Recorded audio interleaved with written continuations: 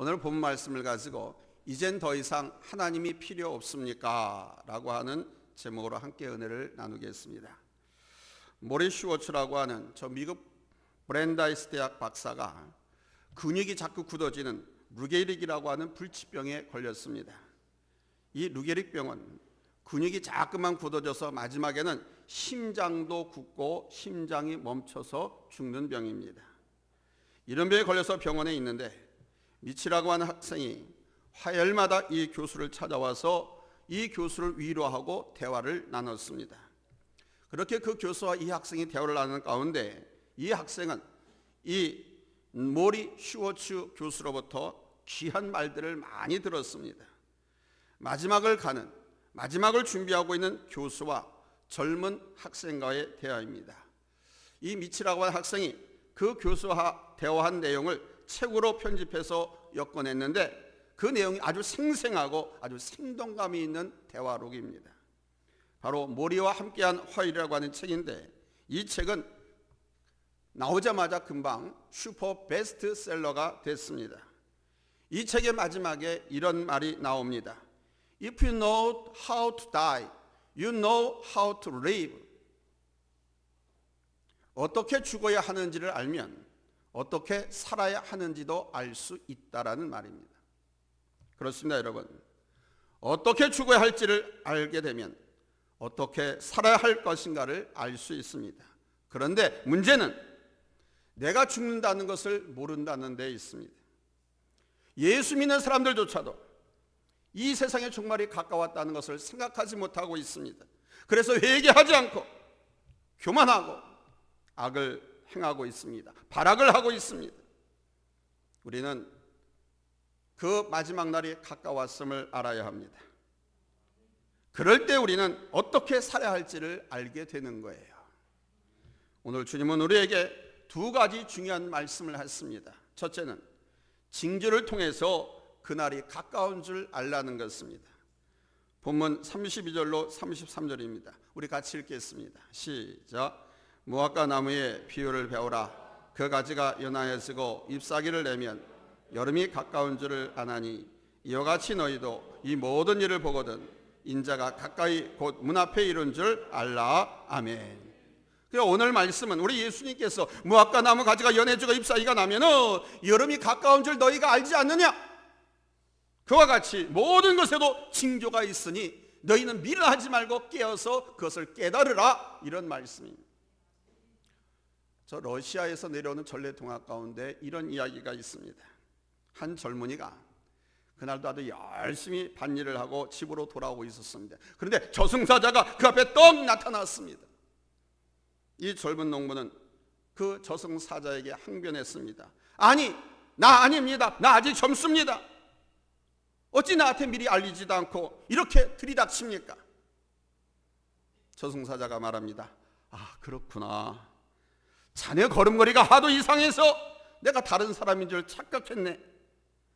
그 걸음걸이를 고치도록 하게 앞으로는 내가 미리 알려주겠네. 젊은이는 안도의 한숨을 쉬고 집으로 돌아왔습니다. 젊은이는 자신의 걸음걸이가 병든 사람처럼 보이는가 싶어서 항상 꼿꼿한 자세로 걷고 서고 바르게 살았습니다.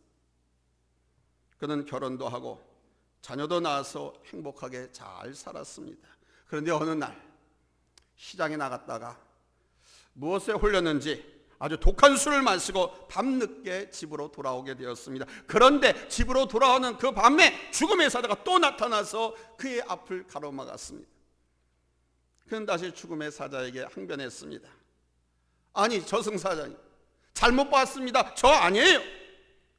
아니긴 이번에는 자네 차례일세. 아니, 언제 제 차례라고 알려주셨습니까? 전번에 왔을 적에 내 차례면 미리 알려준다고 하지 않았습니까? 하고 따졌어요. 저승사자가 말합니다. 이미 100번도 넘게 알려줬다. 오늘도 그대는 발을 헛디뎌서 쓰러질 뻔하지 않았는가?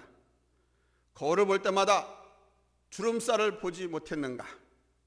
또 종종 무릎이 아프고 숨이 찼을 것인데 그 모든 것이 내가 자네에게 오고 있다라고 하는 신호였네. 내가 알려주지 않았나? 그러자 그 젊은 농부 아무 말도 하지 못하고 그 저승사자를 따라서 갈 수밖에 없었다는 러시아의 동화입니다. 여러분, 이 전래 동화가 말해주는 것이 무엇일까요? There are signs of everything 아닙니까? There are signs of everything. 모든 일에는 징조가 있다.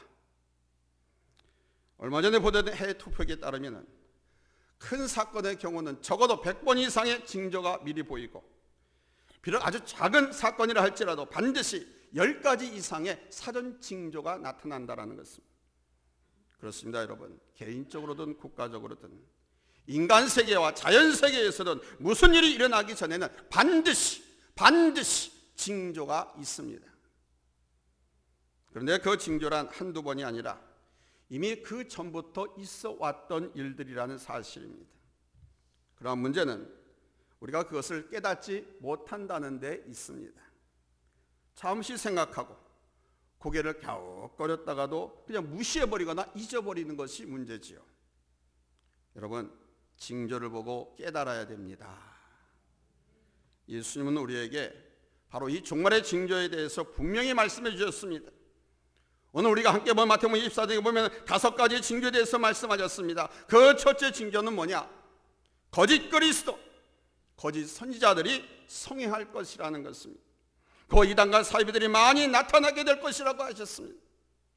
내가 메시아다, 내가 그리스도다, 내가 하나님이다라고 주장하는 사람들이 많이 나타나고, 자신만이 진리를 가르치고 자신을 통해서만 구원을 받을 수 있다고 하는 거짓 선자들이 많이 일어나고, 또한 그들은 하나님이 없다, 내가 하나님이다 라고 부인하는 것을 당연한 것처럼 떠벌립니다.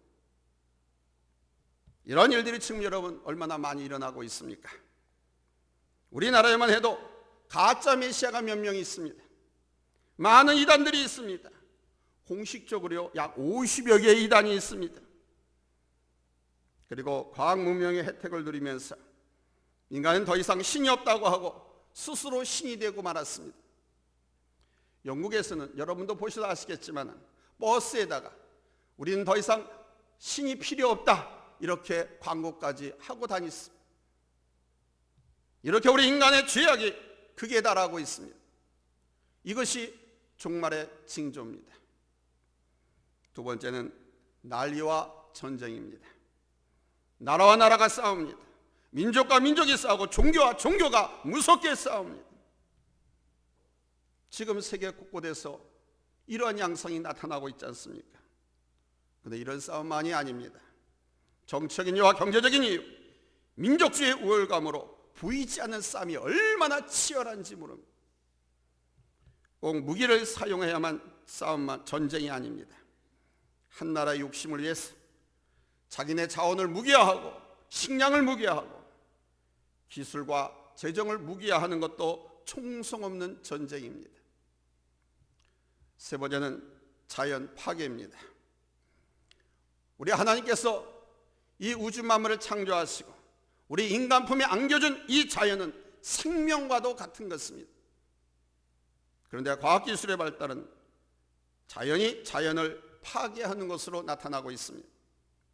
지구의 허파라고 하는 저 아마존의 정글, 저 아마존이 엄청난 속도로 파괴되고 있습니다. 유엔 발표에 의하면 지구상에서 사막으로 변하는 땅이 1년에 600만 헥타르라고 합니다. 저 중국만 해도 1년에 약 3,000제곱킬로미터가 사막이 되고 있습니다. 이것은 중국 같은 경우는 아주 심각한 황사를 불러일으키죠. 그래서 그 나라뿐만 아니라 주변 나라인 우리나라에 특히 막대한 피해를 입히고 있습니다. 북극의 빙하가 녹아서 엘니뇨와 라니뇨로 인한 이상기후 현상이 나타나고 있습니다. 겨울 같지 않은 이런 기후 또한 마찬가지입니다. 곳곳에서 징이 발생하고 있습니다. 이것은 더욱더 앞으로 심화되어 갈 것입니다. 네 번째는 핍박입니다. 사탄의 활동이 극대화되면서 그리스도인들과 교회를 핍박하게 되는 것입니다. 이 현상이 여러분 어떻게 나타나는가 하면, 옛날 우리 초대교회 때의 핍박 같은 그런 것은 아니지만은 합법을 가장해서 핍박으로 나타납니다. 예를 들자면, 동성애에 대한 비판 설교를 하면 법에 저촉되어서 형사처벌을 받게 된다든지, 물론 학교 선생이 아이들에게도 마찬가지입니다. 동성애 비판을 할 수가 없습니다. 또 개인에게 복음을 전했을 때 사생활 침해로 처벌을 받게 한다는 것. 코로나19가 창궐할 때 교회 예배를 제한하면서 교회 폐쇄법을 만드는 것 등이 바로 핍박입니다. 그리고 종말 중에 종말이 가까웠을 때는 요한계시록에는 7년 대환란의 시기가 되면 사탄과 그 사탄을 추종하는 자들이 우리 믿는 그리스도인들을 더 극심하게 핍박하게 될 것입니다. 그 핍박은 여러분들이 영화 같은 걸 통해서 보신 걸 참고로 하면 실감 날 겁니다.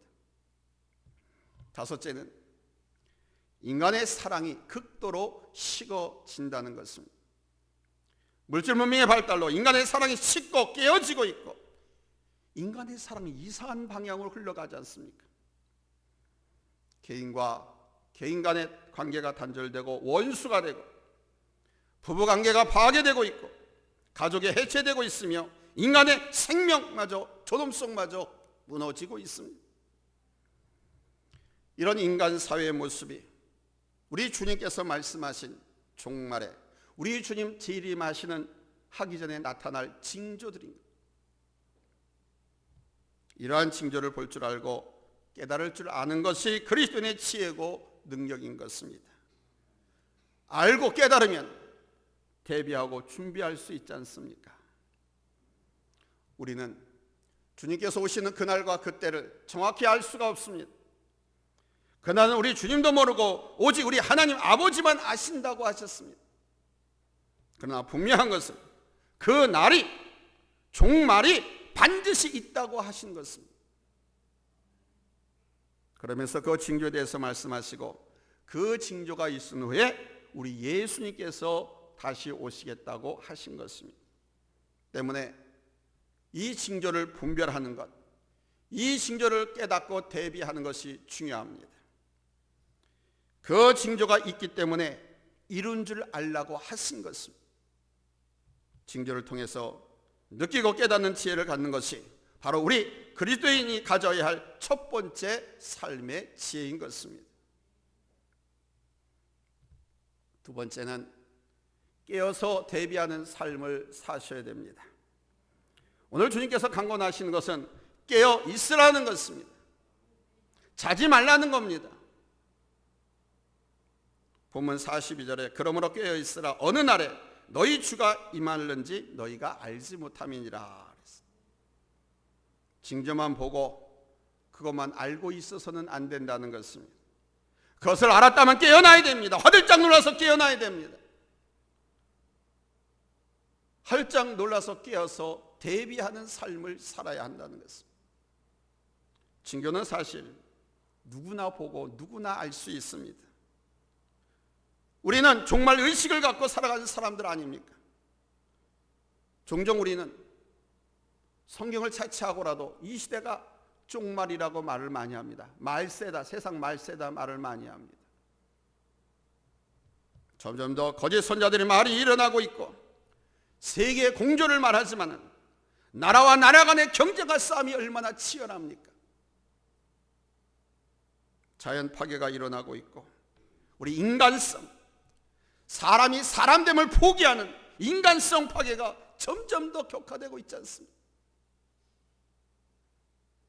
주님께서 오실 그때가 멀지 않았다는 것은 분명합니다. 물론 그날과 그 시를 우리가 정확하게 알 수는 없습니다. 그러나 나타나고 있는 징조들을 볼 때 더 빠른 속도로 다가오고 있음이 틀림없습니다. 때문에 징조만 보고 있어서는 안 됩니다. 깨어 있어야 됩니다. 아멘. 주님은 이것을 오늘 본문 44절에서 깨어 있으라고 하는 말을 준비하라는 말씀으로 바꿔서 말씀하고 계십니다. 44절을 보세요.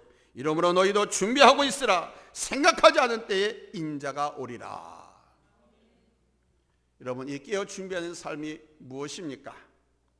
깨어서 준비하는 삶. 이 삶에 대해서 베드로 사도가 베드로전서 4장 7절로 11절 말씀을 통해서 깨어 준비하는 삶이 무엇인지 구체적으로 가르쳐주고 있습니다. 이렇게 살라는 것입니다. 우리 찾았으면 아멘합니다.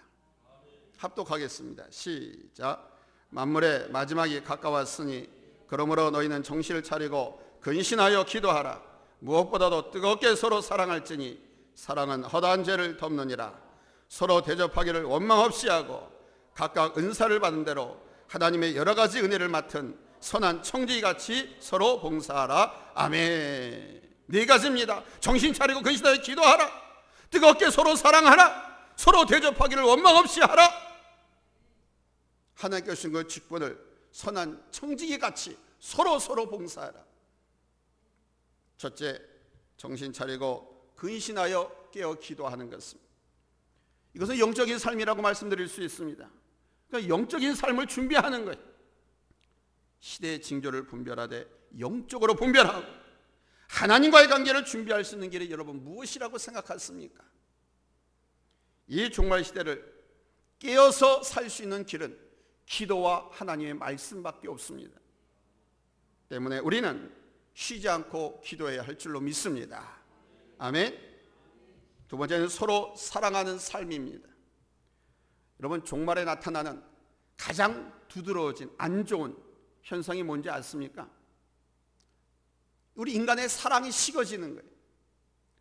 아니, 복지를 많이 동물 복지를 많이 이야기합니다.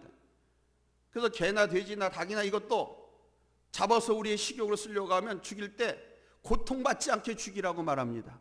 그런데 정작 인간이 인간을 죽일 때 어떻게 죽입니까? 차마 입에 담지 못할 정도로 그렇게 죽입니다. 사랑이 식어졌기 때문에 그렇습니다. 개새끼는 사랑하는데 사람을 사랑하지 않습니다. 비참하게 죽습니다. 디모데후서 3장 1절에서 5절 말씀 보면은 인간의 이 사랑이 식어진 모습을 가르쳐주고 있어요. 우리 한번 찾아서 읽겠습니다. 디모데후서 3장 1절로 5절입니다. 찾으면 아멘합니다. 합독합니다. 시작. 말세에 고통하는 때가 이르러 사람들이 자기를 사랑하며 돈을 사랑하며 자랑하며 교만하며 비방하며 부모를 거역하며 감사하지 아니하며 거룩하지 아니하며 무정하며 원망함을 풀지 아니하며, 이게 뭐라고요? 인간의 사랑이 식어진 모습이라는 거예요. 인간성이 이렇게 파괴돼 가고 있다는 겁니다. 계속해서 읽습니다. 모함하며 절제하지 못하며 사나우며 선한 것을 좋아하지 아니하며 배신하며 조급하며 자만하며 쾌락을 사랑하기를 하나님 사랑하는 것보다 더하며 경건의 모양은 있으되 경건의 능력은 부인하니 이 같은 자들에게서 너희가 돌아서라. 다시 말씀드리면 이 같은 사람들은 천국을 유업으로 받지 못하는 거예요. 하나님 나라에 가지 못한다는 것입니다. 이와 같은 건 다 육체의 열매들입니다. 하나님 우리에게 이 같은 것에서 돌아서라, 이렇게 살지 말아라, 그리고 너희 성령의 열매를 맺으라 하면서 갈라디아서 5장 18, 19절에서 성령의 9가지 열매를 말씀하고 있지 않습니까? 우리 그리스도인들, 우리 성도들이 맺어야 할 아름다운 인격, 품성, 그게 하나님의 성품이거든요. 이 세상 사람들의 사랑이 얼마나 끔찍한지 모릅니다. 참 냉혹하고 차가운 세상, 자기 중심적인 세상이 되었습니다. 앞으로 점점 더 이런 현상은 강해질 것입니다. 우리가 깨닫고 대비해서 이걸 뜯어 고치지 아니하면, 나부터 나의 가정에서 우리 교회에서부터 이것을 뜯어 고치지 아니하면 점점 더 이것이 강화될 거예요. 살만나는 세상이 아니라 끔찍한 세상, 빨리 주님이 오셨으면 좋겠다 하는 그런 세상으로 바꿔져 버려요. 우리가 변하지 아니하면, 다른 사람이 변하면 아니라 내가 변하지 아니하면,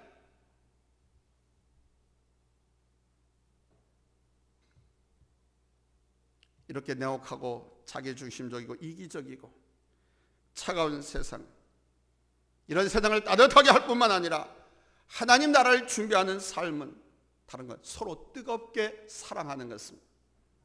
남녀 청춘의 사랑을 얘기하는 것이 아닙니다. 우리 모든 성도들이, 가족이, 형제가, 이웃이, 민족이 서로 뜨겁게 사랑해야 하는 것입니다. 아멘. 베드로전서 4장 8절에서 말씀하셨습니까? 무엇보다도 뜨겁게 서로 사랑할지니 사랑은 허다한 죄를 덮느니라. 여러분, 이 사랑을 가지면 모든 것이 풀어지게 돼 있어요. 이 사랑이 없으니까 용납을 하지 못합니다. 용서하지 못합니다. 포용하지 못합니다. 이 사랑이 없으면요, 용납하지 못하기 때문에 그 이상을 넘을 수가 없는 거예요. 내가 용서하고 내가 먼저 용납하면 문제는 다 풀리는 것입니다. 이 사랑이 하나님을 닮은 것입니다. 그래서 늘 말씀하지 않습니까? 사랑이 그 중에 제일이라고. 아멘. 그 사랑은 하나님 사랑입니다. 십자가의 사랑입니다. 자기 몸을 버려서 죽여서 우리를 구원하신 예수 그리스도의 그 사랑, 예수 그리스도 독생자 그 하나님을 십자가의 죽을까지 내버려 두신 우리 하나님의 그 사랑, 그 하나님을 닮아가는 거예요. 여러분, 바로 이 사랑을 실천하는 것이 이 종말을, 우리 주님 재림 그날을 준비하는 삶인 것입니다.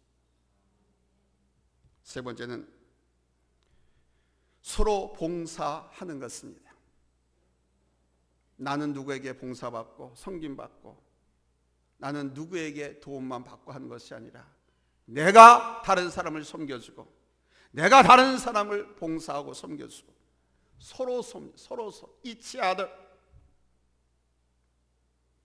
각각 은사를 받은 대로 선한 청지기같이 봉사해야 합니다. 여기 은사를 받은 대로라고 하는 것은 직분을 말하는 겁니다. 장로는, 목사는, 권사는, 집사는, 강사는, 구역장은 그 직분을 잘 감당할 수 있도록 하나님께서는 은사를 다 주셨어요. 근데 본인이 자기만 생각하고 있으니까 그걸 다른 사람에게 베풀지 못하는, 그러면 내게 주신 그 은사도 다 쪼그라들어가고요, 감으로 메말라서 쪽박차게 됩니다. 베드로전서 4장 10절 말씀입니다. 각각 은사를 받은 대로 하나님의 여러 가지 은혜를 맡은 선한 청지기같이 서로 봉사하라. 청지기는 일꾼입니다. 일꾼의 고상한 표현이 청지기입니다. 청지기는 자기 것이 하나도 없습니다. 주인 것을 맡아서 관리하는 사람입니다. 저와 여러분 다 청지기 아닙니까? 따라서 우리의 목숨과 재산, 내 건강과 지능, 모든 것이 다 하나님의 것입니다. 하나님은 바로 내게 주신 이것을 가지고 맡긴 것이니까 그것을 가지고 내 이웃을 섬겨라. 그것을 가지고 내 이웃, 못난 그 이웃을 안아라, 포용해라. 그리고 하나님의 일을 하라고 주신 것입니다. 그래서 우리는 하나님 앞에서 청지기의 삶을 살아야 됩니다. 이 청지기의 삶을 살게 하기 위해서 하나님은 우리에게 재능과 은사를 주신 거예요. 은사를 통해서는 교회 안에서 성도를 온전하게 하고 봉사의 일을 하면서 예수 그리스도의 몸, 교회를 세우기 위해서 힘을 써야 합니다. 그리고 우리에게 주어진 달란트를 통해서는 내게 주어진 일에 최선을 다해야 하는 것입니다. 정신 차리고 근신하여 기도하는 삶, 서로 사랑으로 섬기는 삶, 청지기의 의식으로 최선을 다하는 삶을 사는 것이 바로 깨어있는 삶, 곧 준비하는 삶인 것입니다. 오늘 성경에 보면 열처녀 비유가 나옵니다. 이 열처녀 비유에서 지혜로운 다섯 처녀가 등잔의 기름을 준비한 것은 바로 이런 준비하는 삶을 산 것입니다. 이런 준비하는 삶을 살 때 주님 오시는 그날에 주님을 맞이할 수 있게 된다는 것이죠. 오늘 예수께서 하시는 말씀을 보면 아주 두려운 내용이 나옵니다. 두 사람이 밭에 있는데 한 사람은 데려감을 당하고 한 사람은 버림을 당한다는 것입니다. 두 여인이 맷돌을 갈고 있는데 한 여인은 데려감을 당하고 한 여인은 버림을 당한다는 거예요. 곧 데려감을 당한 사람은 어떤 사람이냐? 징조를 보고 깨어 준비한 사람이지만 버려둠을 당한 사람은 깨어있지 못한 사람이라는 것을. 사랑하는 성도 여러분, 당신은 데려감을 당할 사람이니까 버림받을 사람입니까? 이것은 어디까지나 여러분 자신에게 달려 있습니다.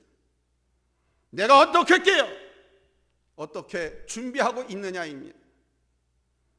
우리가 정말 의식을 갖고 이 시대를 보면서 깨어 기도하면서 말씀하면서 살아갈 때, 그리고 서로 뜨겁게 살아가면서 믿음의 삶을 경주할 때, 또한 청지기 의식으로 내게 맡겨진 직분과 본분을 다할 때 이것을 준비하는 삶을 사는 것입니다.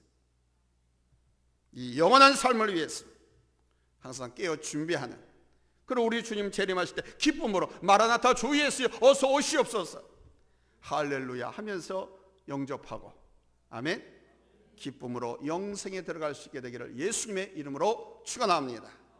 할렐루야. 기도합니다.